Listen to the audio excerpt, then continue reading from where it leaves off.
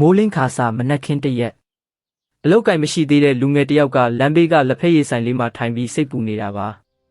အလောက်ကောင်းကောင်းတစ်ခုတော့ရချင်တယ်လို့စိတ်ကူးနေတော့အဲ့ဒီအချိန်မှာပဲ Food Panda အဝတ်စားဝတ်ထားတဲ့ Rider တယောက်ကအော်ဒါလာပို့ဖို့ဆိုင်ရှိမှာရက်လိုက်ပါတယ်လူငယ်ကစိတ်ဝင်စားပြီးမေးလိုက်တယ်အကို Food Panda Rider အလောက်ကဘလို့လဲဗျ Rider ကရေပြုံးပြုံးနဲ့ပြန်ဖြေလိုက်ပါတယ်အလုတ်ချိန်လွတ်လပ်တယ်စူးစမ်းရင်ဝင်ငွေကလည်းအဆင်ပြေပါတယ်အလုတ်လုတ်ချင်ရင် link ကနေတိုက်ရိုက်လျှောက်လို့ရပါတယ်ပြီးတော့ဖုန်းကိုထုတ်ပြီး Rider ကလျှောက်လွှာ link ကိုလူငယ်စီချပေးလိုက်ပါတယ်ကျွန်တော်ရဲ့ profile အောက်မှာလည်းအဲ့ဒီ link ကိုချပေးထားပါတယ်ဒီ link ကိုနှိပ်ပြီးဖောင်ဖြည့်လိုက်ရင်ရပါတယ်မခက်ပါဘူးလို့ထပ်ပြောပါတယ်